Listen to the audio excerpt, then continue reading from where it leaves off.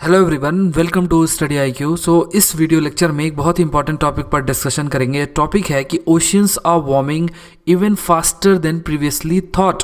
इसका मतलब हुआ कि समुद्र का जो पानी है वो बहुत तेज़ी से गर्म हो रहा है।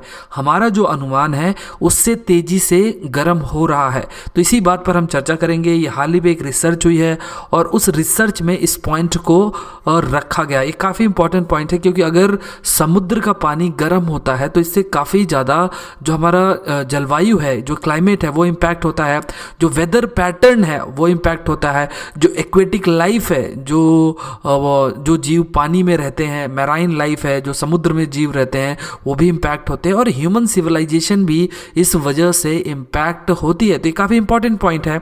हमारा जो अनुमान है उससे ज़्यादा अगर गर्म हो रहा है तो इससे क्या होगा कि जो रिलेटेड डेटा हैं वो भी चेंज होंगे। इस वजह से भी ये टॉपिक काफ़ी इंपॉर्टेंट हो जाता है। तो इसी पर हम चर्चा करेंगे। This video is presented by me, my name is Saurabh Pandey. इस लेक्चर का पीपीटी आप मेरे फेसबुक पेज से डाउनलोड कर सकते हैं। My ID Saurabh Pandey 009।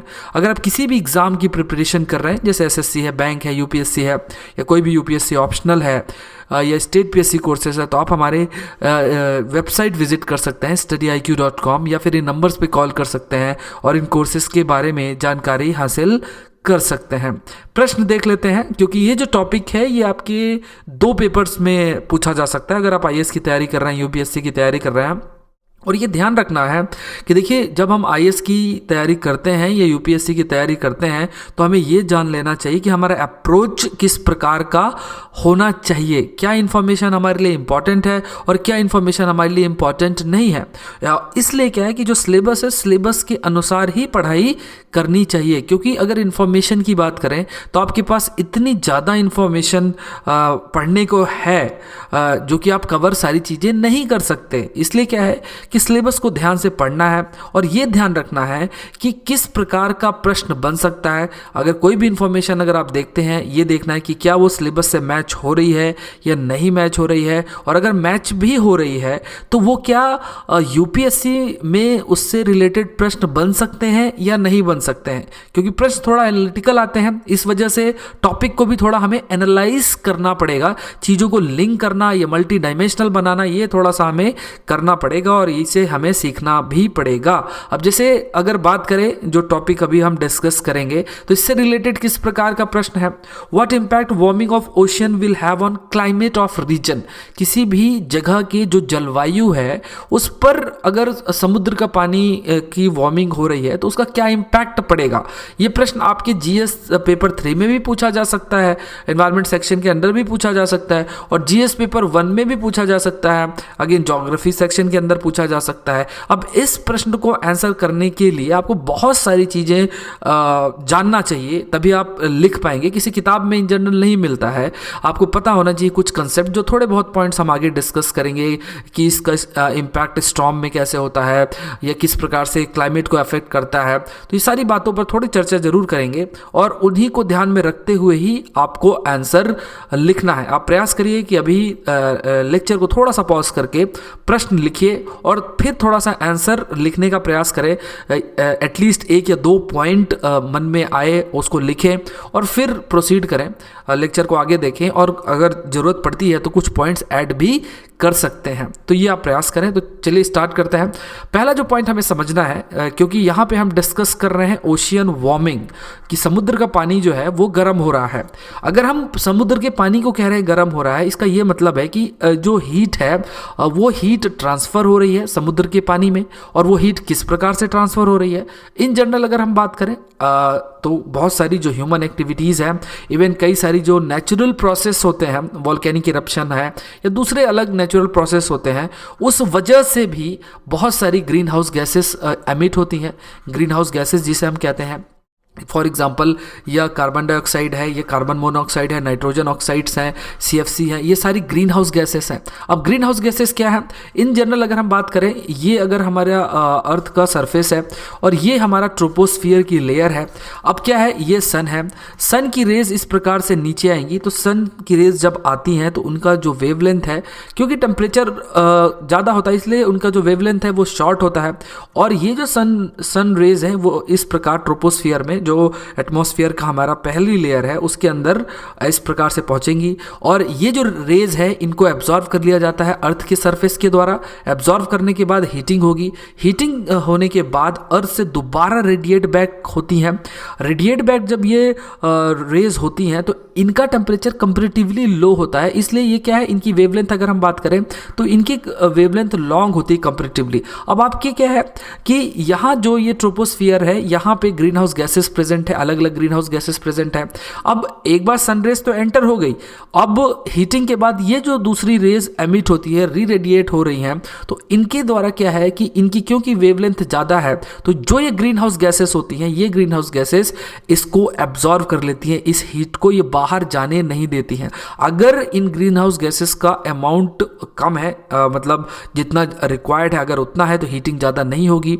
अगर बहुत ज़्यादा ग्रीन हाउस गैस प्रेजेंट है तो हीट की ट्रैपिंग ज़्यादा से ज़्यादा होगी और इसके बाद क्या होगा कि दोबारा से जब ये हीट को एब्जॉर्व कर लिया जाएगा इन ग्रीन हाउस गैसेस के द्वारा, तो फिर से रेडिएट बैक होगा, इस प्रकार से रेडिएट बैक होगा और ये हीटिंग जब ट्रैप रहेगी, मतलब ये जब हीट ट्रैप रहेगी तो ये जो हीट दोबारा से जो छोड़ी जा रही है या ट्रांसफ़र की जा रही है नीचे की तरफ, तो ये हीट या तो जो लैंड सरफेस है उसके द्वारा एब्जॉर्ब हो जाएगी या जो ओशियन वाटर है उसके द्वारा एब्जॉर्ब हो जाएगी।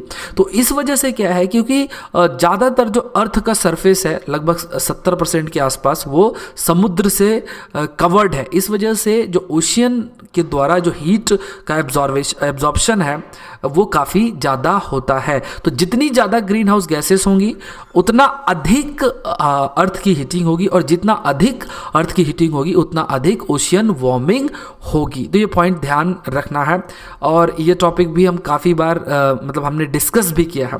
तो हीट ट्रैप्ड किसके द्वारा होती है, ये पॉइंट ध्यान रखना है, ग्रीन हाउस गैसेस के द्वारा, और जिसकी वजह से ओशियन का टेम्परेचर बढ़ रहा है। अब जो रिसर्च है वो ये कह रही है कि देखिए जितना हमने सोचा था उससे काफ़ी अधिक जो टेम्परेचर है ओशियन का वो बढ़ रहा है। अभी जो कैलकुलेशन है, क्योंकि जो पहले का मॉडल अपनाया जाता था ओशियन की हीटिंग को नापने के लिए, वो मॉडल चेंज किया गया है। अब अगेन हमें ये जानना नहीं है कि वो मॉडल किस प्रकार का है, क्योंकि वो बहुत कॉम्प्लेक्स प्रोसेस और प्रोसीजर का उपयोग करके उस मॉडल को बनाया गया है और उस मॉडल के तहत ये बताया गया है कि ओशियन का टेम्परेचर बहुत तेज़ी से बढ़ रहा है। अब ओशियन हीटिंग अगर हो रही है, अगर टेम्परेचर बढ़ रहा है ओशियन हीटिंग की, तो इसका ये मतलब है कि जलवायु परिवर्तन भी हो रहा है। क्योंकि जलवायु परिवर्तन का सिंपल सा मतलब है कि किसी भी रीजन का एक पर्टिकुलर क्लाइमेट होता है और ये क्लाइमेट को डिटरमाइन करने के लिए बहुत इंपॉर्टेंट रोल किसका होता है। अगर हम बात करें कोई भी ओशियन या वाटर बॉडी की, अगर इस पॉइंट को समझना हो तो इंडिया की ही बात कर लेते हैं थोड़ी सी। अगर ये बे ऑफ बंगाल है और ये अरेबियन सी है, तो जब मॉनसून आता है ना, तो साउथ ईस्ट ऐसे डायरेक्शन होता है, फिर जो इक्वेटर है उसको क्रॉस करने के बाद कोरोलिसिस फोर्स की वजह से ये डायरेक्शन साउथ वेस्ट हो जाती है मॉनसून की। अब जो अलग अलग ब्रांचेस बनती हैं मॉनसून की, तो एक जो बनती है, मतलब बे ऑफ बंगाल से टोटल 2 बनती है। तो एक एराकोमा जो कि अगेन म्यांमार में लोकेटेड है, उसकी तरफ जाने के बाद मेघालय की तरफ जाती है, और एक हिमालय के अलॉन्ग जाती है, एक जो है इधर वेस्टर्न घाट को टकराएगी, एक जो है अरावली की तरफ जाती है, एक जो है नर्मदा और ये जो तापी वाला ट्रफ है उस प्रकार जाती है। तो ये जो अलग अलग ब्रांचेस बन रही हैं मॉनसून की, तो इसमें बहुत इंपॉर्टेंट रोल होता है इस वाटर का, और जो हीटिंग होती है गर्मी के टाइम पे उसका। तो अगर ये हीटिंग तेज होगी तो इससे भी वो क्लाइमेट इम्पैक्ट होगा, और हीटिंग अगर कम होगी तो इससे भी ये जो क्लाइमेट है वो इम्पैक्ट होगा। तो कहने का ये मतलब है कि अगर जलवायु परिवर्तन कहीं हो रहा है तो उस जलवायु परिवर्तन में जो ये वाटर बॉडीज होती है, अलग अलग जो सीज हैं या जो ओशियन है, उसमें जो हीटिंग होती है उस वजह से काफ़ी अधिक ये प्रभावित होता है। क्योंकि जो जलवायु किसी भी रीजन की होती है वो जलवायु डिपेंडेंट होती है, आसपास के समुद्र या आसपास का कोई ओशियन उस पर काफ़ी निर्भर होती है। तो ये पॉइंट हमें ध्यान रखना है। अब क्या है, जैसे अभी हमने डिस्कस किया कि ओशियन हीटिंग एक क्रिटिकल मार्कर है क्लाइमेट चेंज का, और लगभग 93% ऑफ एक्सेस सोलर एनर्जी क्योंकि ग्रीन हाउस गैसेस का एमिशन काफ़ी अधिक हो रहा है, सोलर एनर्जी ज़्यादा ट्रैप्ड हो रही है। जो ये सोलर एनर्जी ट्रैप्ड हो रही है तो ये ज़्यादा से ज़्यादा ट्रांसफ़र हो रही है वर्ल्ड ओशियंस में, और इस वजह से अगेन जलवायु परिवर्तन भी देखने को मिलता है। अब अगर सरफेस टेम्परेचर की बात करें, surface temperature in general land area की बात करें और ओशियन की टेम्परेचर की बात करें, तो दोनों में थोड़ा इस प्रकार से डिफरेंस होता है, क्योंकि जो सरफेस टेम्परेचर या लैंड एरिया टेम्परेचर होते हैं ये जो कुछ फैक्टर्स होते हैं, रीजनल फैक्टर्स होते हैं या कुछ नेचुरल फेनोमेना होते हैं, जैसे एल नीनो, तो एल नीनो पे अलग से लेक्चर उसे आप देख सकते हैं, या फिर वोल्केनिक इरप्शन, तो ये जो फैक्टर्स होते हैं ये सरफेस टेम्परेचर को अफेक्ट करेंगे। लेकिन ओशियन टेम्परेचर की जब हम बात करते हैं तो ये जो फैक्टर्स हैं इनका जो इन्फ्लुएंस है वो कंपैरेटिवली कम होता है। तो अगर ओशियन का जो टेम्परेचर है अगर वो बढ़ रहा है तो वो कंटिन्यूसली उसी रेंज से बढ़ता चला जाएगा। वहीं अगर सरफेस टेम्परेचर या लैंड एरिया के टेम्परेचर की बात करें तो वहाँ पे अगर कुछ नेचुरल फेनोमेना है तो उस समय जो टेम्परेचर बढ़ जाएगा, या कुछ दूसरा फेनोमेना है तो टेम्परेचर कम हो जाएगा। तो ये पॉइंट भी थोड़ा सा हमें ध्यान रखना है। ये जो स्टडी है ये अगेन पब्लिश किस में हुई है, साइंस में हुई है, और अगेन जैसे हमने डिस्कस किया कि ओशियन वार्मिंग तेजी से हो रही है। अब पॉइंट जो इस स्टडी में रखा गया, बहुत ध्यान से सुनना है, यहीं पे जो आंसर है हमारा वो भी छुपा हुआ है। तो यहाँ ये समझना है कि अगर हम कोई भी एफर्ट नहीं लेते हैं, जो अभी चल रहा है वैसे ही सिचुएशन चलने देते हैं, ग्रीन हाउस गैस का एमिशन उसी प्रकार से होता चला जाए और जो ओशियन का टेम्परेचर है उसी प्रकार से बढ़ता चला जाएगा, तो क्या देखने को मिल रहा है कि जो टॉप 2000 मीटर है वर्ल्ड ओशियन का, मतलब 2 किलोमीटर तक का जो डेप्थ है वर्ल्ड ओशियंस की, उसका टेम्परेचर लगभग 0.78 डिग्री सेल्सियस बढ़ जाएगा by the end of century. अब मन में ये प्रश्न आएगा कि मात्र 0.78, इससे क्या होता है? अब देखिए ये पॉइंट ध्यान रखना है कि अगर आप एल नीनो की ही बात करें तो एल नीनो क्यों होता है या कैसे होता है, इसका क्या इंपैक्ट है, तो इस पर तो एक सेपरेट लेक्चर है। लेकिन ये ध्यान रखना है कि जब ईस्टर्न पैसिफिक ओशियन जो है, ईस्टर्न पैसिफिक ओशियन में यह फेनोमेना ऑकर करेगा, और होता सिंपल सा क्या है कि ईस्टर्न पैसिफिक ओशियन का जो टेम्परेचर वो मात्र 0.5 डिग्री सेल्सियस से इंक्रीज हो जाता है, और इस वजह से ये एल नीनो जैसा फेनोमेना ऑकर होता है, और उससे हमारा मानसून भी इम्पैक्ट होता है, आसपास का जो रीजन वहाँ पूरा जो वेदर पैटर्न वो इम्पैक्ट होता है। तो 0.5 से इतना इम्पैक्ट पड़ सकता है, तो 0.78 से और ज़्यादा इम्पैक्ट पड़ सकता है, तो ये ध्यान रखना है। दूसरा पॉइंट रखा गया है कि अगर ये टेम्परेचर ओशियन का इस प्रकार से बढ़ेगा तो सी लेवल भी राइज होगा लगभग 30 सेंटीमीटर या फिर 12 या 12 इंचेस, जो कि बहुत एक बड़ा फैक्टर है। अगर सी लेवल राइज होता है 30 सेंटीमीटर का, 12 इंचेस का, तो इससे भी काफ़ी सारे इम्पैक्ट देखने को मिलते हैं। तो सी लेवल राइज पे भी एक सेपरेट लेक्चर बना हुआ है, काफ़ी अच्छा एक्सप्लेन्ड है उसमें कि उसके क्या इम्पैक्ट होते हैं, किस प्रकार के इम्पैक्ट होते हैं, तो उसे भी आप देख सकते हैं। एग्रीकल्चर में क्या इम्पैक्ट होता है, क्लाइमेट में क्या इम्पैक्ट होता है, तो उसे भी आप देख सकते हैं। और अगर देखें, अगर ओशियन वार्म होता है तो ये स्ट्रॉन्गर स्टॉर्म्स के लिए कंट्रीब्यूट करेगा, हरिकेन्स के लिए कंट्रीब्यूट करेगा, और एक्सट्रीम प्रेसिपिटेशन के लिए कंट्रीब्यूट करेगा। अब ये किस प्रकार से करेगा ये देख लें जरा। अगर किसी भी वाटर बॉडी को लेते हैं, ये जो वाटर बॉडी है, और इस वाटर बॉडी में प्रेजेंट क्या है, वाटर प्रेजेंट है, ये सन है, और ये सन की वजह से इसमें हीटिंग होती है। अगर हीटिंग होती है, अगर ज़्यादा होती है तो क्या होगा, जो वाटर मॉलिक्यूल्स है उनका काइनेटिक एनर्जी बढ़ता है, और इस प्रकार से ये ऊपर की तरफ ये जो वाटर वेपर के फॉर्म में है वाटर मॉलिक्यूल्स जाते हैं, और यही सारी चीज़ें किसी न किसी तरीके से रिस्पॉन्सिबल हो सकती हैं बारिश के लिए। आगे ऊपर जाके बादल बनेंगे, और अगर ज़्यादा वार्मिंग होगी तो और बादल बनेंगे, और ज़्यादा बारिश होगी तो एक्सट्रीम प्रेसिपिटेशन की बात करें, स्टॉर्म की बात करें, तो यहाँ भी क्या है कि साइक्लोन्स किस प्रकार से बनते हैं, तो इस पर एक सेपरेट लेक्चर है। लेकिन बेसिक अगर बात करें तो उसमें भी क्या सिंपल सी ये बात आती है कि अगर हीटिंग ज़्यादा होगी तो ज़्यादा से ज़्यादा इवापोरेशन होगा, ज़्यादा से ज़्यादा लो प्रेशर क्रिएट होगा, तो स्टॉर्म्स जो बनेंगे वो और स्ट्रॉन्ग बनेंगे। हरिकेन्स की बात करें जो कि अगेन उष्णकटिबंधीय चक्रवात है, जो कि कैरेबियन आइलैंड के आसपास जो इलाके हैं वहाँ पे ये हरिकेन्स आते हैं। जो ईस्टर्न हम बात करें, जो मैक्सिको वाला रीजन है वहाँ भी हरिकेन्स आते हैं। तो ये सारी पॉइंट जो थोड़ा सा ध्यान रखना है कि अगर ज़्यादा से ज़्यादा हीटिंग होगी तो उष्णकटिबंधीय चक्रवात है वो काफ़ी आएंगे, और जो बारिश है वो होगी, स्टॉर्म्स जो है वो और स्ट्रांग होंगे। तो ये वार्मिंग के बहुत सारे ऐसे इम्पैक्ट जो कि क्लाइमेट में देखे जा सकते हैं। तो इन पॉइंट्स को आप अपने जो ये प्रश्न है इसमें भी लिख सकते हैं। किसी भी रीजन के क्लाइमेट को ओशन वार्मिंग किस प्रकार से इम्पैक्ट करती है, तो ये पॉइंट्स आप लिख सकते हैं। इंडिया का मैप बना के भी बता सकते हैं।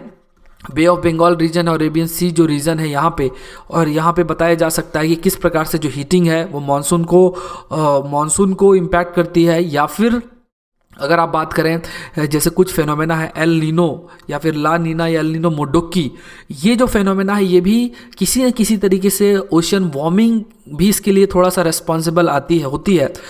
लेकिन इन जनरल अभी इसमें भी काफ़ी कॉन्ट्रडिक्शंस भी है। जैसे ट्रेड विंड से भी इसको लिंक किया जाता है कि ट्रेड विंड्स जब वीक हो जाता है तो उस वजह से भी कई फैक्टर्स बताए जाते हैं। आप सेपरेट लेक्चर है तो इसे आप देख सकते हैं समझने के लिए। लेकिन ओशन वार्मिंग इनडायरेक्टली इन चीज़ों से भी लिंक्ड होती है, तो ये भी हमें थोड़ा सा ध्यान रखना है।